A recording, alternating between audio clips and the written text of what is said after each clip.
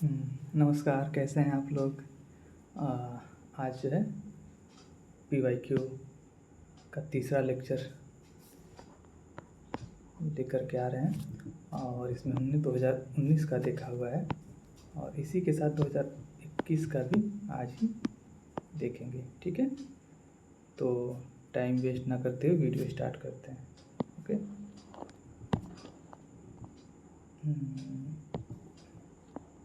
हाँ, ठीक है, सबको दिखाई दे रहा है।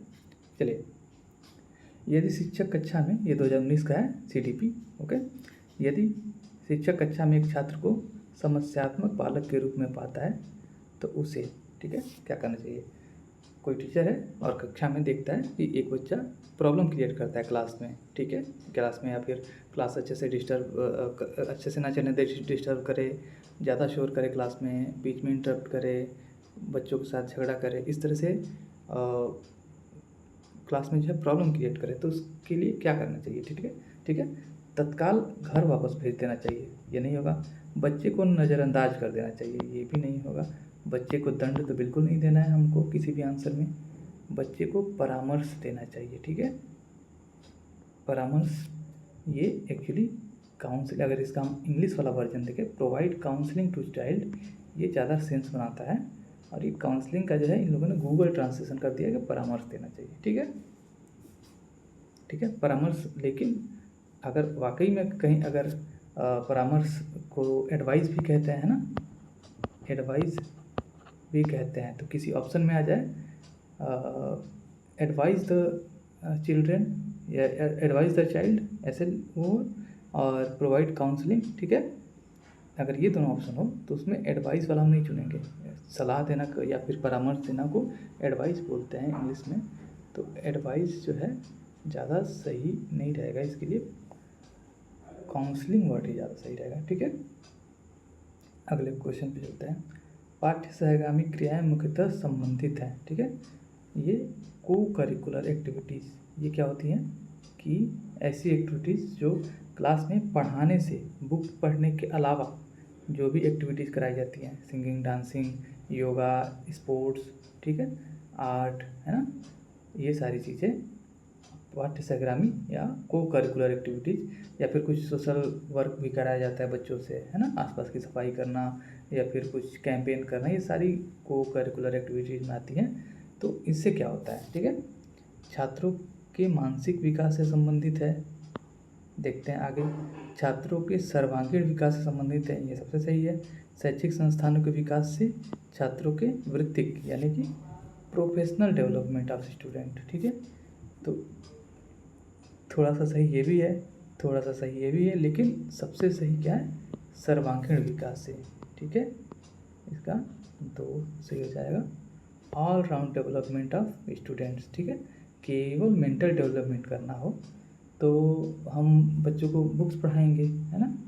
केवल प्रोफेशनल डेवलपमेंट करना हो तो एक सर्टेन तरीके का करिकुलम अपनाएंगे। लेकिन को करिकुलर एक्टिविटीज़ जो हमारा मेन करिकुलम है, ठीक है, जो मेन हमारा पाठ्यक्रम है, उसके अलावा हम जब चीज़ों को पढ़ा रहे हैं, इसका मतलब है कि हम बच्चे का ऑल राउंड डेवलपमेंट करना चाहते हैं, ठीक है।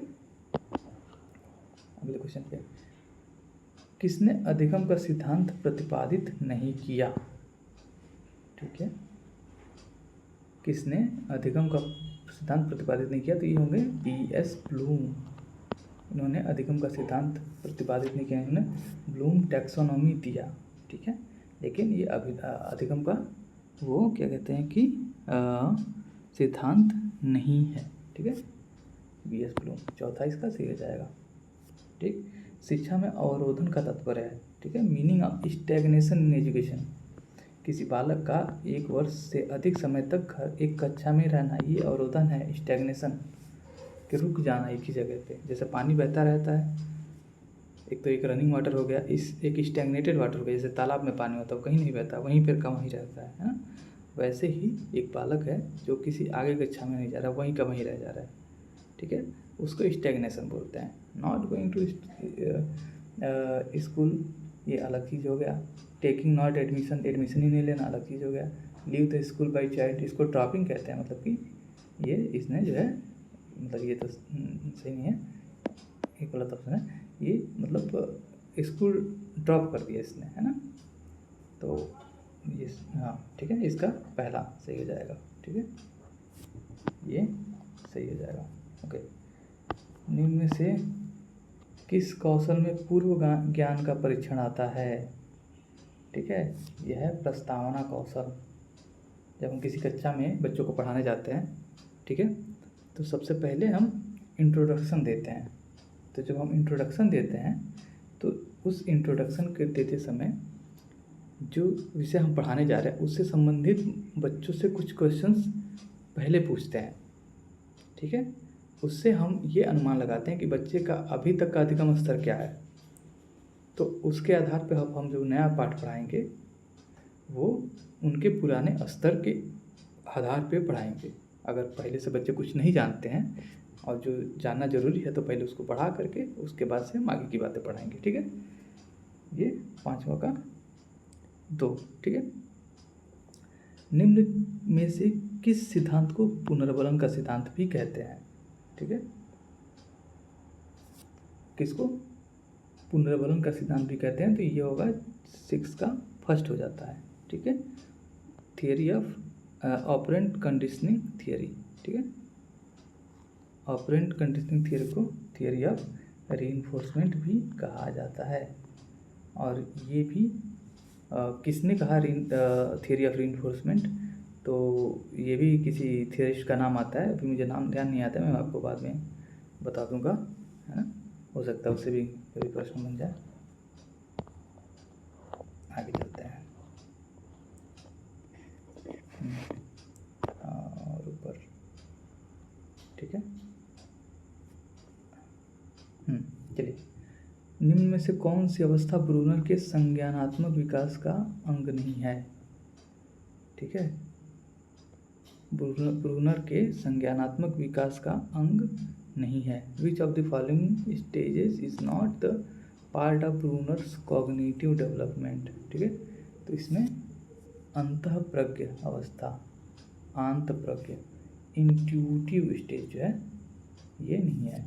तो ब्रूनर के कॉग्निटिव डेवलपमेंट में ये तीन आते हैं, ठीक है, लेकिन ये नहीं आता, इंट्यूटिव स्टेज नहीं आता, इनएक्टिव स्टेज, आइकॉनिक स्टेज और सिंबॉलिक स्टेज, ठीक है। कॉग्निटिव, बच्चे का जब कॉग्निटिव डेवलपमेंट होता है तो बच्चा जो है चीज़ों को जब जानता है या व्यक्त करता है तो पहले प्रतिबिंब उसके दिमाग में बनता है, फिर संकेतों के माध्यम से व्यक्त करता है, फिर उसके बाद से ऑपरेशंस के माध्यम से व्यक्त करता है या फिर दूसरे के द्वारा की गई क्रियाओं को भी पहचानता है। तो यह इंट्यूटिव स्टेज इसमें नहीं आता है, ठीक है। Morrison has described 5 steps in his teaching model eight understanding level, ठीक है, विच आर। अब देखिए, इसमें जो है हमसे ऑर्डर पूछा है, ठीक है। जो 5 स्टेज है वो 5 स्टेज जो है किस ऑर्डर में है, ठीक है। 5 स्टेज तो यही हैं, 1 2 3 4 5, ठीक है। ये मॉरिसन के जो है ये 5 stage of teaching model eight understanding level, ठीक है। तो मॉरिसन का जो मॉडल है वो 3 लेवल पे है। एक अंडरस्टैंडिंग लेवल है, इससे पहले है मेमोरी लेवल पे है, ठीक है, और इससे नीचे कॉम्प्रिहेंशन लेवल पे है, ठीक है। ये 3 लेवल पे जो है इनका टीचिंग मॉडल है, ठीक है। मेमोरी लेवल पे कि केवल बच्चों को याद हो जाए इतना पढ़ाने के लिए तो क्या क्या स्टेज जाएंगे, अंडरस्टैंडिंग हो जाए उसके लिए, कॉम्प्रिहेंशन अच्छे से बच्चा समझ पाए, समझ विकसित हो तो उसके लिए क्या क्या स्टेजेज होंगे, ठीक है। तो इस तरह से उन्होंने मॉडल दिया था अंडरस्टैंडिंग लेवल। अच्छा, एक क्वेश्चन पिछले 2018 में आया था कि कुछ ऑप्शन दिया था, उसमें एक था एक्सप्लोरेशन, ठीक है। तो कौन सा जो है अंडरस्टैंडिंग लेवल में नहीं आता है ना। तो उसमें मॉरिसन नाम नहीं दिया था लेकिन सिर्फ अंडरस्टैंडिंग लेवल दिया था कि अच्छा, अंडरस्टैंडिंग में बोध का स्तर हिंदी में नहीं था, हिंदी में कुछ और था उसका, लेकिन इंग्लिश में देखेंगे तो वही था कि अंडरस्टैंडिंग लेवल में जो है इनमें से कौन सा नहीं आता है, ठीक है। तो वो वहाँ पे भी मैंने बताया था शायद कि मॉरिसन ने दिया हुआ है, ठीक है। तो ये मॉरिसन का अंडरस्टैंडिंग लेवल में इसको ऑर्डर में करना है, तो इसका जो हो जाएगा हमारा ये थर्ड कैसे है, पहले चौथा, सबसे पहले एक मिनट, इसका सेकेंड है, ठीक है, थर्ड नहीं, सेकेंड है, ठीक है, सेकेंड है। सबसे पहले एक्सप्लोरेशन, ठीक है, पहले एक्सप्लोरेशन मतलब जो विषय वस्तु है उसके बारे में एक्सप्लोर करवाएंगे बच्चों को पहले जब मान लीजिए कि पढ़ाना है हमको, बल्ब पढ़ाना है तो कुछ हम एग्जाम्पल देंगे जहाँ पे बल्ब प्रयोग होता है ना, बल्ब क्या होता है कैसे, नहीं तो फोर्स क्या होता है, और फोर्स के कुछ एग्जाम्पल देंगे बिना डेफिनेशन बताए, ठीक है, कि हाँ यहाँ पे हम फोर्स करेंगे, फोर्स लगाएंगे तो ये यहाँ पे डिस्प्लेसमेंट होगा, नहीं तो नहीं होगा। अच्छा यहाँ पे फोर्स लगाएंगे तब भी डिस्प्लेसमेंट नहीं हो रहा है, दीवार पे फोर्स लगाएंगे तब भी वहाँ पे कुछ परिवर्तन तो नहीं हो रहा है ना। ऐसे ऐसे एक्सप्लोरेशन, पहला एक्सप्लोर करेंगे। दूसरा है प्रेजेंटेशन, उसके बाद से जो है हम अपना प्रस्तुतिकरण करेंगे अपने विषय वस्तु का, ठीक है। उसके बाद से चौथा आ जाता है एसिमिलेशन, बच्चा जो है उस चीज़ को आत्मसात करेगा, जो हम उसको प्रेजेंट कर रहे हैं उसको जो पहले से वो जानता है उस नॉलेज के साथ एसिमिलेट करेगा, आत्मीकरण करेगा, ठीक है। और उसके बाद से ऑर्गेनाइजेशन, जब कोई इन्फॉर्मेशन दिमाग में जाती है तो दिमाग उसको ऑर्गेनाइज तरीके से मेमोरी में सेट करके रखता है, ठीक है। और उसके बाद से फिर रिसाइटेशन, सबसे जब सब कुछ बच्चा समझ जाएगा तो वो उसको व्यक्त करके, रिसाइट करके, वाचन करके, अभिव्यक्तिकरण करके किसी के सामने प्रस्तुत कर सकता है, ठीक है।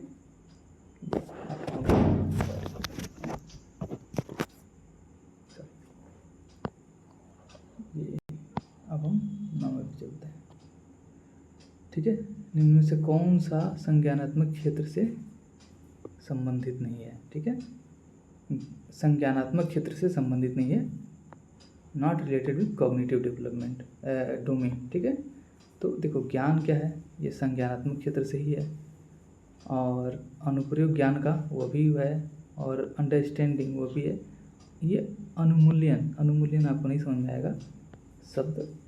वैल्यूइंग, वैल्यू क्या होता है, वैल्यू जो है एथिक्स का या नीति शास्त्र का शब्द है, ठीक है, मोरालिटी का शब्द है। वैल्यू, सोशल वैल्यू कहते हैं ना, सामाजिक मूल्य, कि हमारे सामाजिक मूल्य, हमारे मूल्य जो है हमको इजाज़त नहीं देते ऐसा करने की, ठीक है।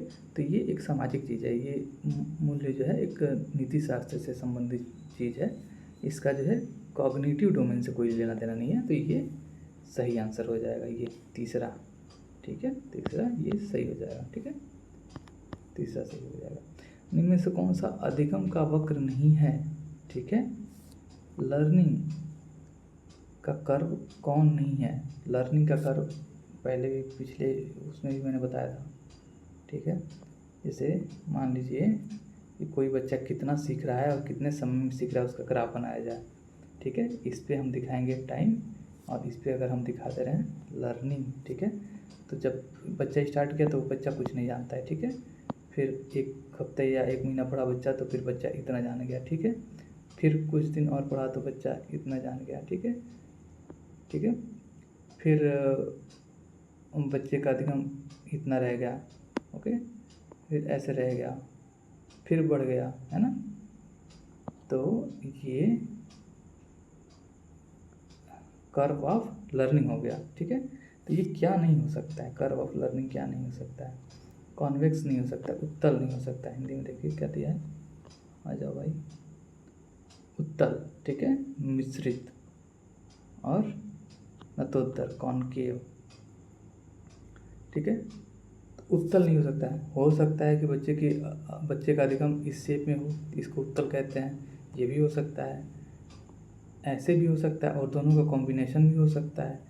क्या नहीं हो सकता है, लॉन्गिट्यूडनल नहीं हो सकता है। लॉन्गिट्यूडनल का क्या मतलब होता है, खड़ा बिल्कुल, कभी ऐसे ग्राफ नहीं बन सकता। ऐसे कैसे, क्योंकि जैसे पहले दिन किसी ने यहाँ तक सीखा, दूसरे दिन यहाँ सीखा, तीसरे दिन यहाँ सीखा, अब एक ही दिन में कोई ऐसे अनंत तक नहीं सीख सकता है ना, कि एक ही दिन में एक ही समय में यहाँ से यहाँ तक सीख गए, ठीक है। तो ये तो नहीं संभव एक ही सारा कुछ एक ही दिन में एक ही समय पर सीख जाए।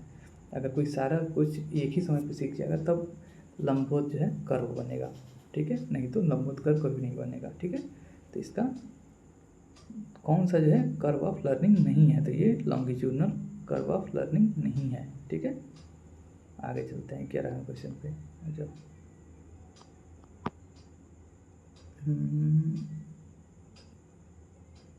ठीक। व्यवहार के कारण व्यवहार में परिवर्तन ही अधिगम है। व्यवहार के कारण व्यवहार में परिवर्तन ही अधिगम है। Learning is any change in behaviour resulting from behaviour. Who said? Crow and crow नहीं, क्रो एंड क्रो नहीं, इसको बोला है गिलफर्ड ने। ठीक है, गिलफर्ड ने बोला है व्यवहार के कारण व्यवहार में परिवर्तन ही अधिगम है। Learning is any change in behaviour resulting from behaviour. ठीक है, ये गिलफोर्ड जी का कथन है। आगे चलते हैं। भारत हो गया, 1 मिनट। हाँ 11 हो गया ना, हाँ 11 था ये, अभी 12 हो गया। ठीक, ठीक है। अब 12, 1 सेकेंड। हाँ, तो 12वां हम लोग देख रहे थे। तो 12वां में जो सी है ग्लेजर, ये बुनियादी शिक्षण प्रतिमान इससे संबंधित है। ठीक है, सी बेसिक टीचिंग मॉडल। ठीक है, और ब्रूनर जो है वो 4 यानी कि कॉन्सेप्ट अटेनमेंट टीचिंग मॉडल। ठीक, और Ausubel 3rd advance organiser teaching model, ये PY पिछले साल वाले में 18 में भी हमने देखा था। और गार्डनर है सिनेप्टिक्स टीचिंग मॉडल। ठीक है, तो ये थोड़ा सा ज़्यादा टेक्निकल क्वेश्चन है ना। इधर ठीक, समस्या समाधान का प्रथम चरण है। ठीक है, first step of problem solving is, पहला स्टेप क्या है प्रॉब्लम सॉल्विंग का? वो है आइडेंटिफिकेशन ऑफ प्रॉब्लम। यही सबसे पहला स्टेप है प्रॉब्लम सॉल्विंग का। प्रॉब्लम सॉल्व करने के लिए सबसे पहले हमको कि प्रॉब्लम क्या है इसको अच्छे से आइडेंटिफाई करना जरूरी होता है। ठीक है, समस्या की पहचान जो है ये प्रथम चरण है। ओके, अभी चौथा है बालकों का अधिगम सर्वाधिक प्रभावी होगा जब शिक्षक अधिगम प्रक्रिया में आगे होकर बालकों को निष्क्रिय रखेगा। ठीक है, देखो बालक निष्क्रिय रहेंगे तो अधिकतम सर्वाधिक प्रभावशाली अधिगम नहीं होगा। ठीक है, ये गलत हो जाएगा। बालकों का संज्ञानात्मक, भावात्मक तथा मनोचालक बच्चों का विकास होगा, ये सही है। पढ़ने लिखने और गणितीय कुशलताओं पर ही बल रहेगा, केवल पढ़ने लिखने और गणितीय कुशलताओं पर ही बल रहेगा तो सर्वांगीण विकास नहीं होगा। ठीक है, सब कुछ जरूरी है। शिक्षण व्यवस्था एकाधिकारवादी होगी, ऑटोक्रेटिक हो जाएगी शिक्षण व्यवस्था, तो ये भी सही नहीं है। ऑटोक्रेटिक मतलब टीचर अपने मर्जी से सारा कुछ करेगा। ठीक है, तो वो भी सही नहीं है। ये जो सेकंड नंबर वाला ये परफेक्ट आंसर है और यही इसका आंसर होगा। बालकों का संज्ञानात्मक, भावनात्मक तथा मनोचालक बच्चों का विकास होगा, यानी कि संज्ञानात्मक, कॉग्निटिव और इमोशनल और साइकिक। ठीक है, हर तरह का डेवलपमेंट होगा। ठीक है, स्मृति एवं बोध स्तर के शिक्षण प्रतिमान की संरचना में कौन सा सोपान उभयनिष्ठ है? ठीक है, ये मॉरिसन का जो एक क्वेश्चन आया था पीछे।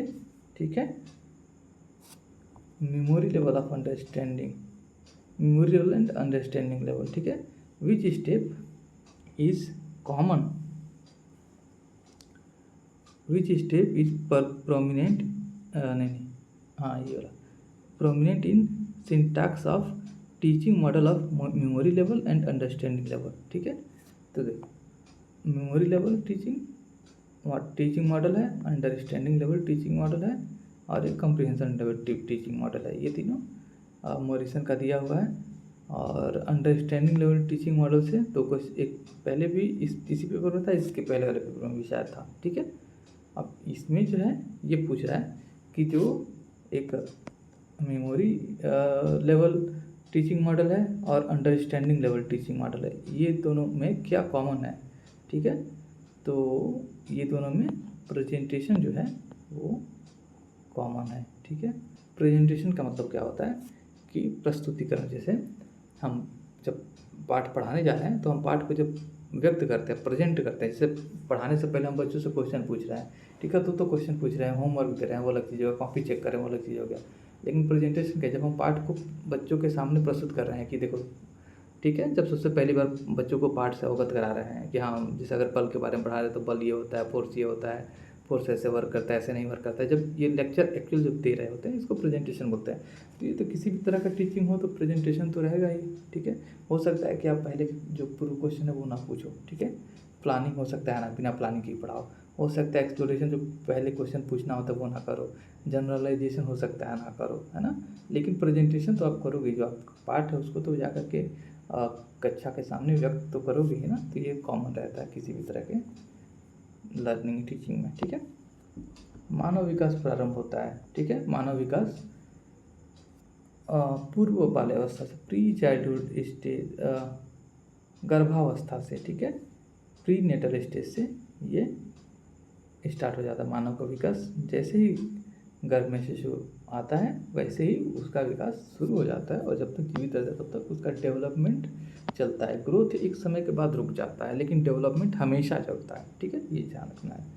द कंडीशन ऑफ लर्निंग पुस्तक के लेखक कौन है, ठीक है, 17वां क्वेश्चन।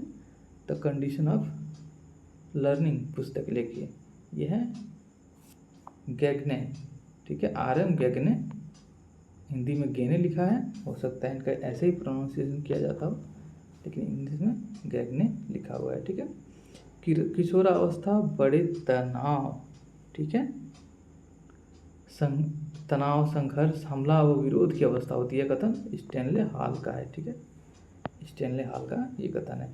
सूक्ष्म शिक्षण में भारतीय प्रतिमान में कुल कितना समय लगता है? 36 मिनट लगता है। सीखने की पठार प्रक्रिया की मुख्य अभिलक्षण हैं जो उस स्थिति को प्रकट करते हैं जिसमें सीखने की प्रक्रिया में कोई उन्नति नहीं होती है। सीखने का पठार की प्रक्रिया में, सीखने का पठार मतलब जैसे समय के साथ लर्निंग बढ़ती जा रही है, लेकिन एक पॉइंट ऐसा जा रहा है कि समय तो बीतता जा रहा है, पढ़ाई में इनपुट उतना ही हो रहा है, लेकिन लर्निंग कुछ बढ़ नहीं रही है, जितना पहले बच्चे का असर था वही रह रहा है, ठीक है। तो इसको सीखने का पठार बोलते हैं, ठीक है। और सीखने का पठार का जो वो क्या कहते हैं कि मॉडल है वो दिया है रॉस ने, ठीक है। तो ये स्टेटमेंट भी रॉस से संबंधित हो जाएगा, ठीक। आगे चलते हैं। 21, ठीक है, 21 एनिमल इंटेलिजेंस थॉर्नडाइक से रिलेटेड है, ठीक है। एडॉप्टेशन पियाजे से रिलेटेड है, ओके। लॉ ऑफ पैराग्नाज, ठीक, सारगर्भिता का नियम, ये गैस्टाल्टवादी लोगों का है।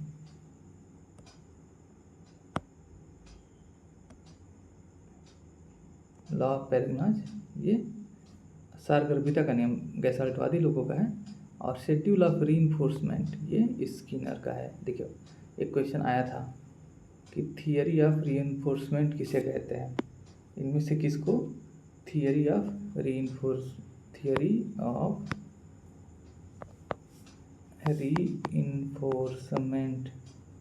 भी कहते हैं, किसको कहते हैं? तो उसका उत्तर था ऑपरेंट कंडीशनिंग, ठीक है। ऑपरेंट कंडीशनिंग को जो है हम थियरी ऑफ रीइंफोर्समेंट भी कहते हैं, ठीक है। और ऑपरेंट कंडीशनिंग किसने दिया था? स्किनर ने, ठीक है। तो रीइंफोर्समेंट कंडीशनिंग स्किनर ने, ठीक है। तो शेड्यूल ऑफ रीइंफोर्समेंट तो ये हो जाएंगे स्किनर से संबंधित। तो ऐसे देखेंगे तो तुम्हारा पहला वाला ऑप्शन जो है सही हो जाएगा, ठीक। ये एक development is never ending process, ठीक है। ये प्रिंसिपल ऑफ कॉन्टिन्यूटी, पहले भी ये क्वेश्चन आ चुका है। निरंतरता का सिद्धांत इससे संबंधित है, ठीक है। कभी निरंतरता के सिद्धांत का मतलब है कि कॉन्टिन्यूसली जो है डेवलपमेंट होता ही रहता है ना, कभी नहीं, यानी कि विकास कभी ना समाप्त होता है, कॉन्टिन्यूस होता रहता है, ठीक है। आगे चलता है 23 संविधान के किस संशोधन से शिक्षा एक मौलिक अधिकार बन गई? ये 86वें संशोधन से, ठीक है। आर्टिकल 21A इसमें आया, तो इसने राइट टू एजुकेशन का जो है ये आर्टिकल है, ठीक है।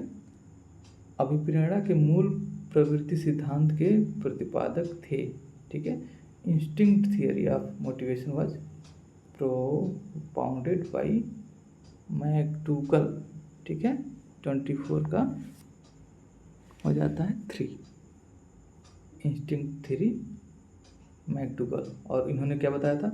14 बेसिक इंस्टिंक्ट होते हैं। एक बार ये भी क्वेश्चन पूछा गया है कि बेसिक इंस्टिंक्ट कितने होते हैं, तो ये 14 होते हैं, ठीक है। आगे चलते हैं। विकास की किस अवस्था को कोल तथा ब्रूस ने संवेगात्मक विकास का अनोखा काल कहा है? ठीक, संज्ञानात्मक विकास का अनोखा काल एडोलेसेंस, ठीक है, ठीक है। किसने बहुविमात्मक प्रज्ञा प्रत्यय दिया? ये तो क्वेश्चन ऐसे नहीं समझ आएगा। कॉन्सेप्ट ऑफ मल्टीपल इंटेलिजेंस किसने दिया? ठीक है, मल्टीपल इंटेलिजेंस तो ये गार्डनर ने दिया, ठीक है। और इंटेलिजेंस का जो है 2 फैक्टर थियरी ऑफ इंटेलिजेंस ये स्पीयरमैन ने दिया था, ठीक है, 2 फैक्टर थियरी। लेकिन मल्टीपल इंटेलिजेंस का जो थियरी है वो गार्डनर ने दिया है। डिसलेक्सिया में क्या करने में कठिनाई होती है? पढ़ने और स्पेलिंग में, ठीक है, रीडिंग में और स्पेलिंग में कठिनाई होती है। इनमें से क्या समावेशी कक्षा में शिक्षक की भूमिका नहीं है? ठीक है, समावेशी कक्षा में शिक्षक की भूमिका क्या नहीं है? शिक्षक को सीखने में अक्षम को अतिरिक्त समय देना चाहिए, जरूर देना चाहिए। शिक्षक को निःशक्त बच्चों पर ध्यान नहीं देना चाहिए, गलत है। बच्चों की आवश्यकता के अनुरूप बैठने की पर्याप्त व्यवस्था करनी चाहिए, ठीक है, हाँ सही बात है। जो कोई बच्चा स्पेशल उसकी ज़रूरत है तो उसके हिसाब से उसको सीट अरेंज कराना चाहिए। शिक्षक को बच्चों को प्रोत्साहित करना ही चाहिए, तो इसमें से भूमिका नहीं है तो ये, ठीक है। आगे, कक्षा में छात्रों को प्रश्न पूछने के लिए प्रेरित करना चाहिए, ठीक है, 29 का 2। और 30, बच्चे की वृद्धि मुख्यतः संबंधित है शारीरिक विकास से, ग्रोथ। देखो ग्रोथ क्या होता है? हमेशा नहीं चलता है, और डेवलपमेंट गर्भावस्था से लेकर मृत्यु तक चलती रहती है, और ग्रोथ एक समय के बाद रुक जाता है। तो एक समय के बाद क्या रुकता है? फिजिकल डेवलपमेंट रुकता है। बाकी मॉरल डेवलपमेंट, इमोशनल डेवलपमेंट ये तो जीवन पर कभी भी हो सकता है ना। तो ये हमारा ख़त्म हो गया 2019 का, ठीक है। अब इसके बाद से हम 2021 का देखेंगे, ठीक है। तो अभी ये वीडियो अभी बंद करते हैं, और अगले वीडियो में हम 2021 का PYQ देखते हैं, ठीक है। धन्यवाद।